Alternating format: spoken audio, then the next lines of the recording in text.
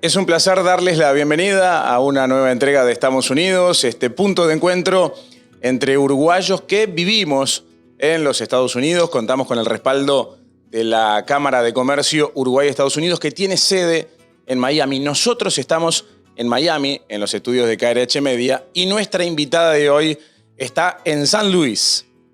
Vamos a recibir a Alicia de María. Alicia, bienvenida, gracias por acompañarnos. ¿Cómo te va? Muy bien, muchas gracias. Gracias por invitarme.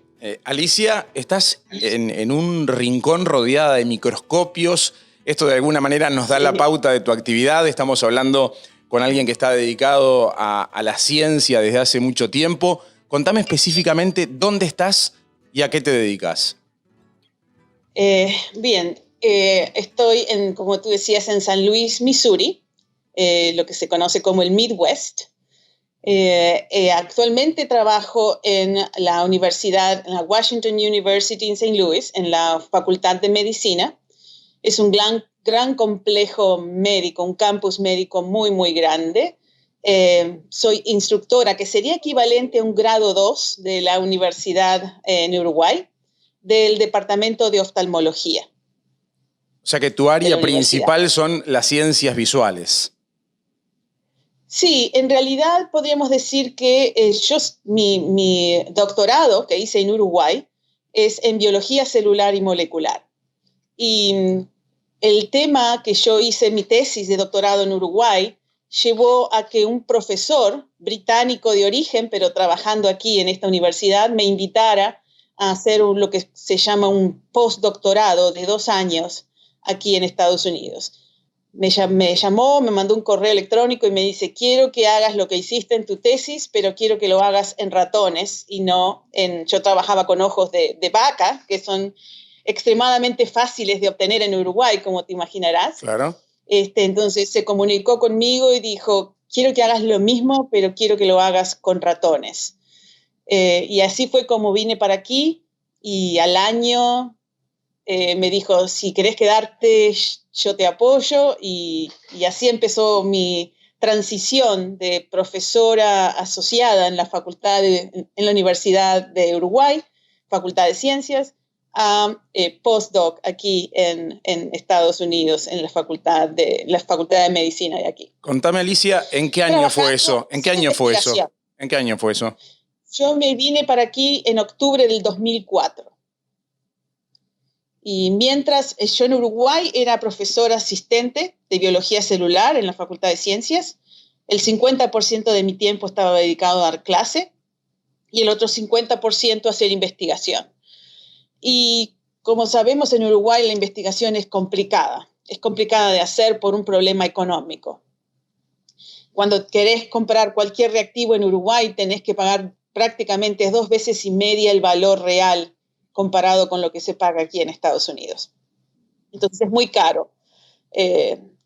Si bien esta situación con COVID ha demostrado que es importantísimo que el país, que Uruguay mantenga investigación básica, es difícil de competir cuando la situación no es como de una pandemia.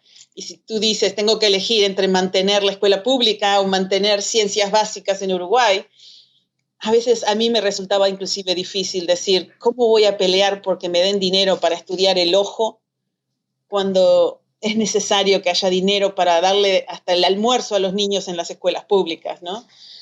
Es difícil balancear ese tipo de situación. Alicia, y con ese dilema que vos tenías, ¿no? Ya planteado, digamos, ¿era como un objetivo para vos salir del país? ¿Aparecía como Estados Unidos como un horizonte a seguir? ¿O esto te cayó de casualidad prácticamente? Mira, yo había pasado ya 6 meses en París con una beca, con un laboratorio asociado con nosotros, y siempre me había entusiasmado la idea de poder trabajar por un periodo un poco más largo. En el momento en que vino la invitación, yo no pensaba salir del país. Hija única con padres añosos en ese momento, era una situación que no estaba buscando. Cuando llegó la oportunidad, un grupo de mis primos muy cercanos me dijeron: anda, que nosotros cuidamos a tus papás acá en la diaria, ¿no? Sin ellos no hubiera venido. voy a ser completamente honesta, no hubiera venido, porque me vine prácticamente a los 39 años. Entonces era una situación difícil para decidirme, pero me daba la oportunidad de hacer investigación sin pensar en el costo. Claro. Una de las primeras cosas que me dijeron cuando llegué fue, no pienses en el costo, pensá a lo grande, lo cual me costó adaptarme, ¿no? Porque en Uruguay estaba acostumbrada a reusar las cosas, lavar todos los que teníamos, los fungibles de plástico porque no podíamos comprar más, a acomodar la cabeza, a decir, lo que se me ocurra hacer lo puedo hacer, porque hay dinero para eso, ¿no?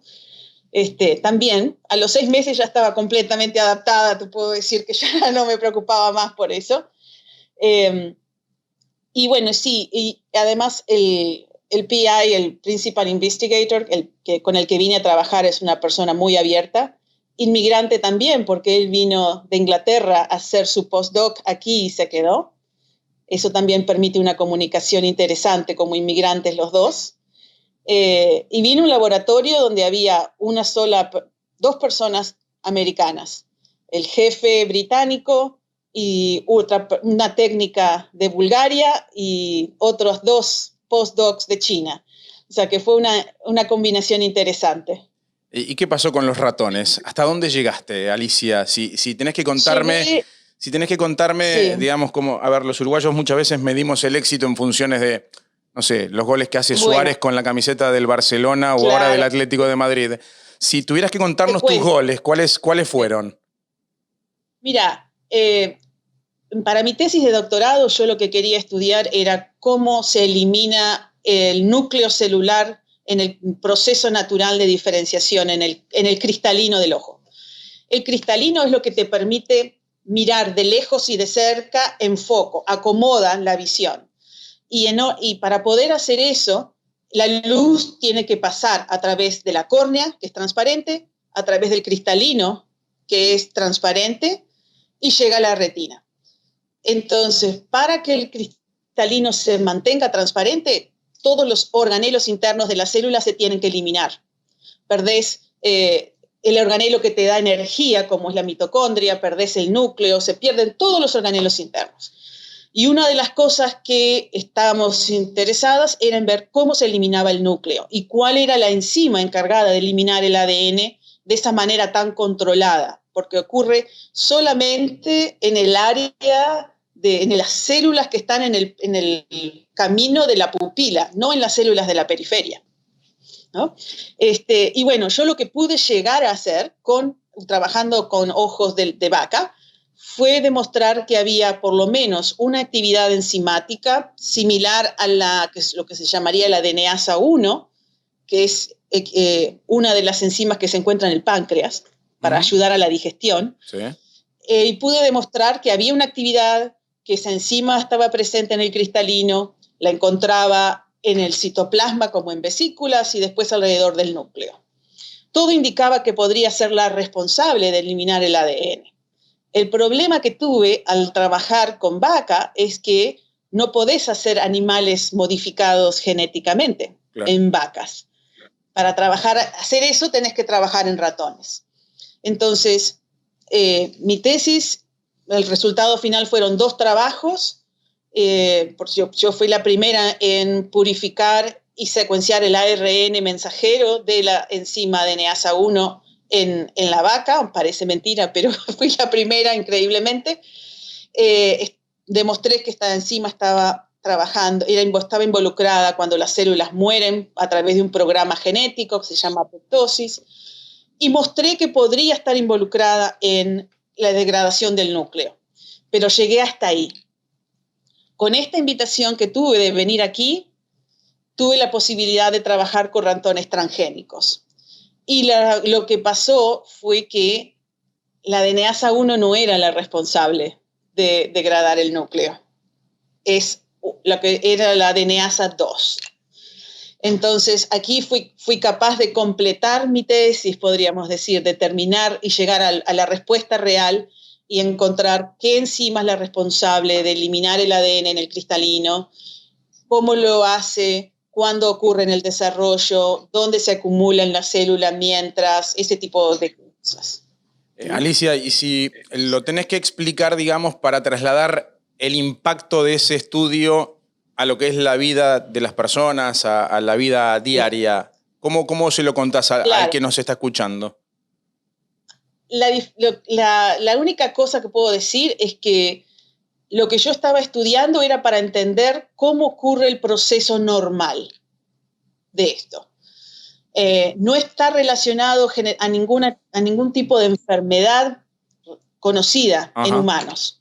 En humanos no hay ningún caso en el que esta molécula en particular no funcione y haya cataratas.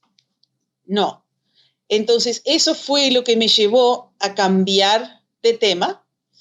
Y ahora, en estos últimos años, estoy trabajando en el síndrome pseudoexfoliativo. Y eso sí, es una enfermedad humana, afecta entre el 5 y 25% de adultos mayores de 65 años.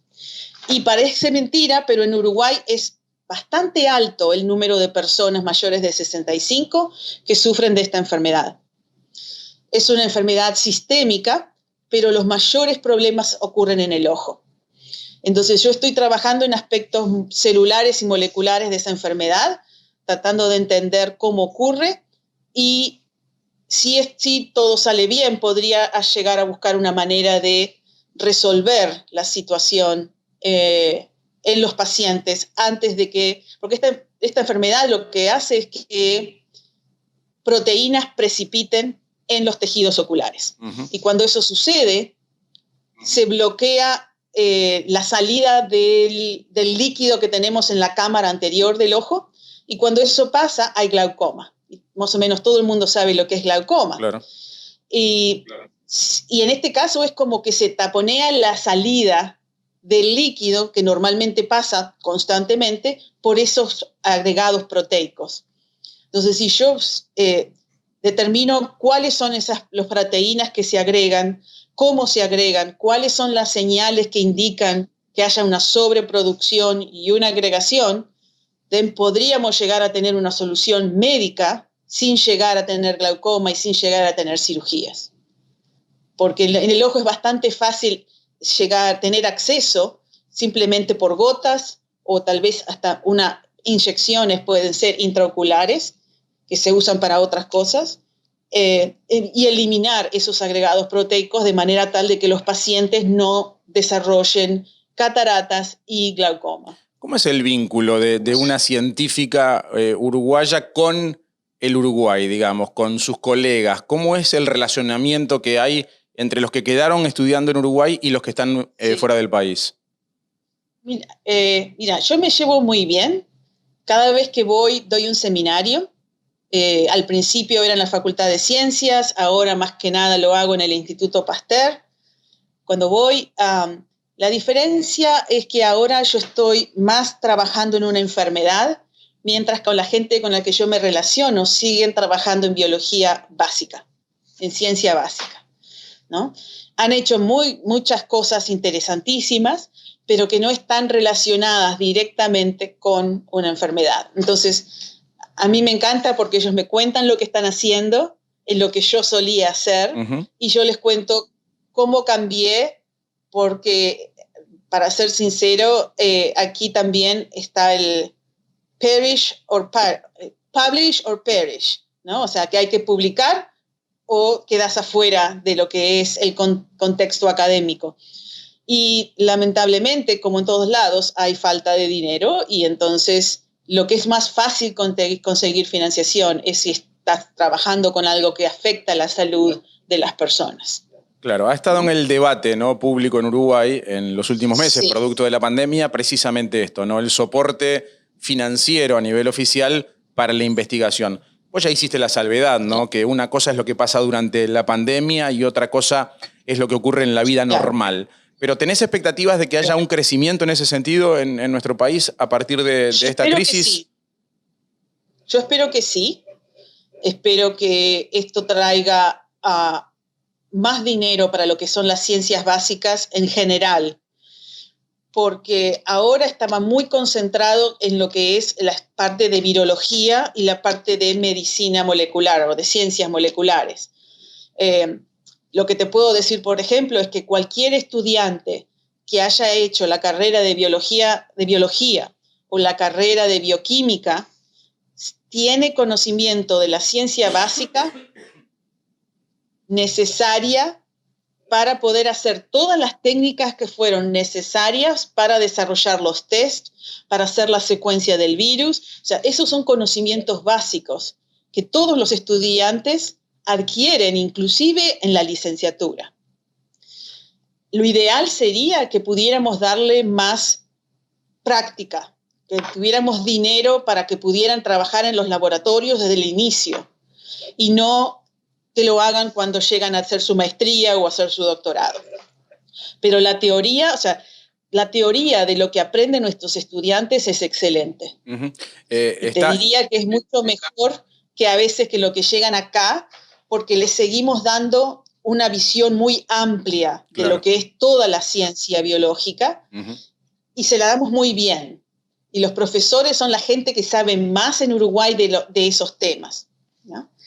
La diferencia entre lo que es un estudiante de licenciatura en Uruguay y el de aquí es que el de aquí es más concentrado en un tema en particular, pero tiene más acceso a la práctica porque hay más dinero. Claro. ¿No? Lo ideal sería que tuviéramos estudiantes haciendo bioquímica que hicieran las técnicas necesarias como para estudiar lo que pasó con el virus en la pandemia, que hicieran PCRs, que hicieran cultivos celulares, un montón de cosas. Y para eso hace falta dinero. Seguramente de tu entorno muchos te preguntan por el tema de la vacuna famosa, ¿no? Como científica capaz que te piden opinión. ¿Te llama la atención que Uruguay todavía no se haya decidido por una vacuna en particular o está dentro de los parámetros normales? Mira, viéndolo de los dos lados, ¿no? Aquí la vacunación en Missouri, en el hospital donde yo estoy conectada, que es el Barnes-Jewish Hospital, la vacunación empezó en diciembre 15, pero también con cantidades restringidas, porque fue solo para profesionales de la salud y profesionales auxiliar y gente auxiliar trabajando con pacientes COVID. Después la segunda tanda vino para todos los demás involucrados en el tratamiento de pacientes. Y todavía aquí en Missouri no empezó la vacunación de gente fuera de lo que es el ambiente médico. O sea que el problema que yo veo con Uruguay es que tendría que haber ya acceso a las suficientes dosis de vacunas para tratar al personal médico y al personal auxiliar. Y cuando digo personal auxiliar es desde enfermería hasta las personas que van a limpiar el piso en las salas donde hay enfermos con COVID. Eso creo que Uruguay se demoró. Uruguay tendría que haber empezado las negociaciones tal vez en noviembre para tener acceso, más no sea, a 50.000 dosis para poder tratar al personal médico.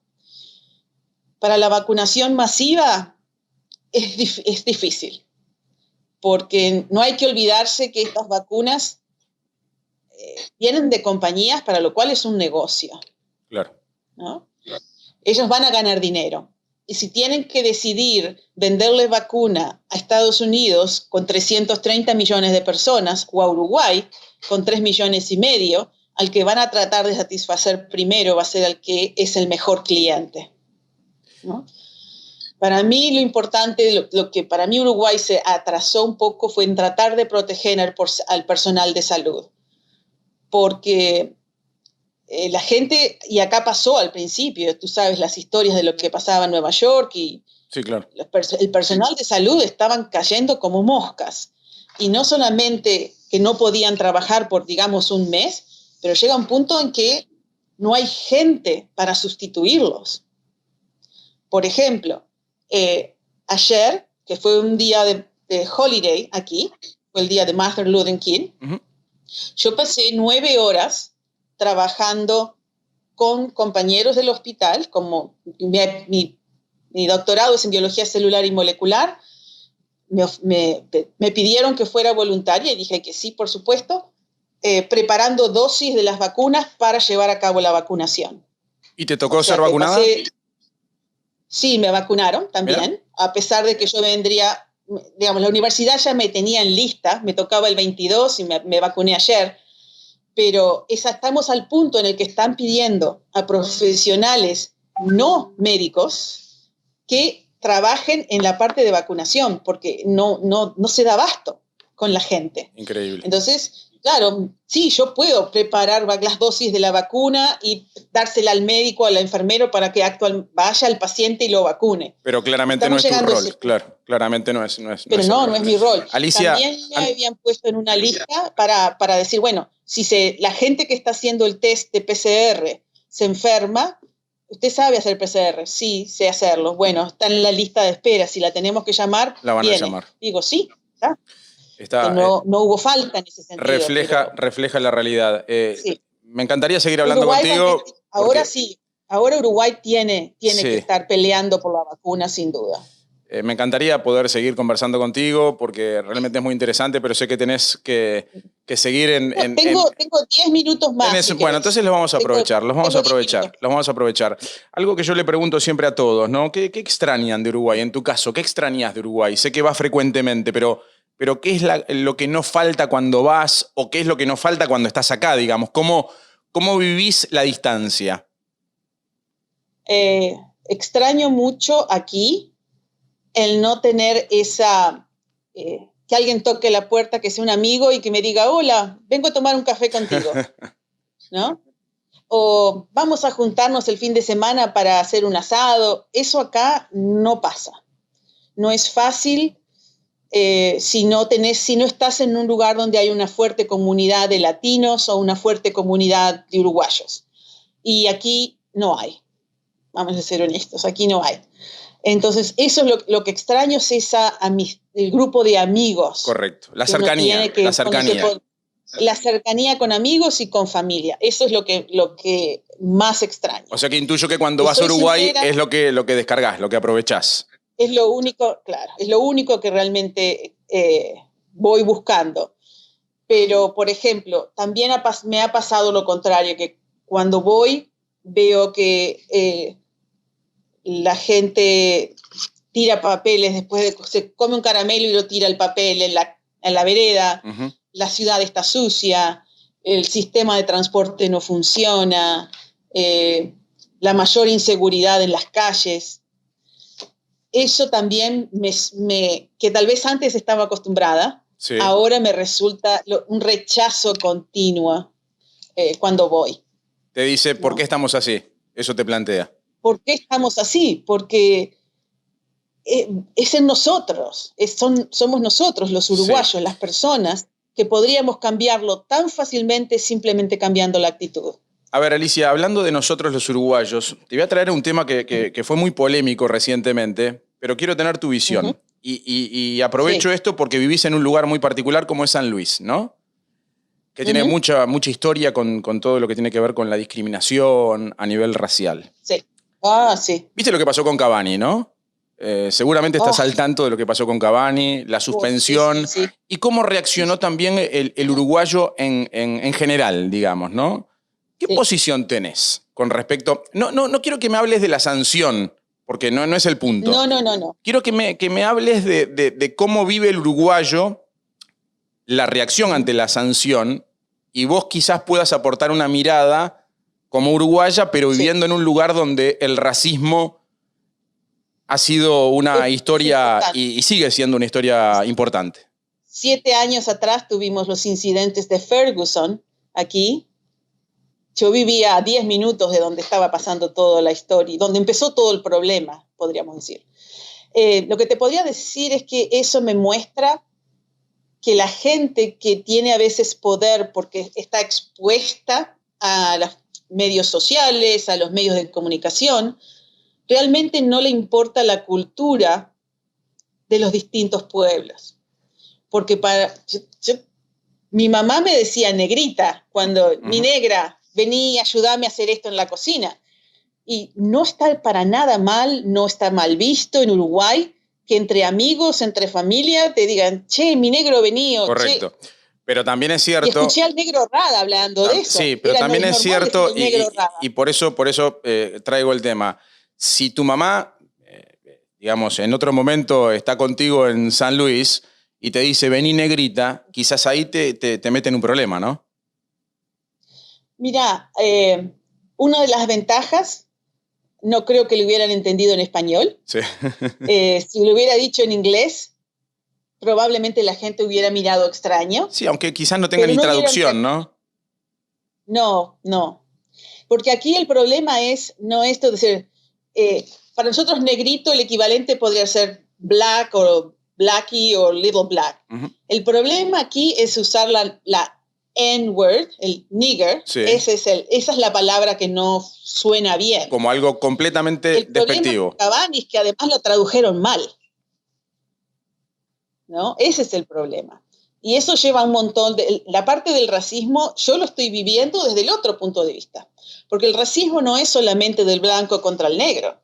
También hay racismo del negro contra el blanco. Uh-huh. Y yo estoy viviendo también a veces situaciones porque...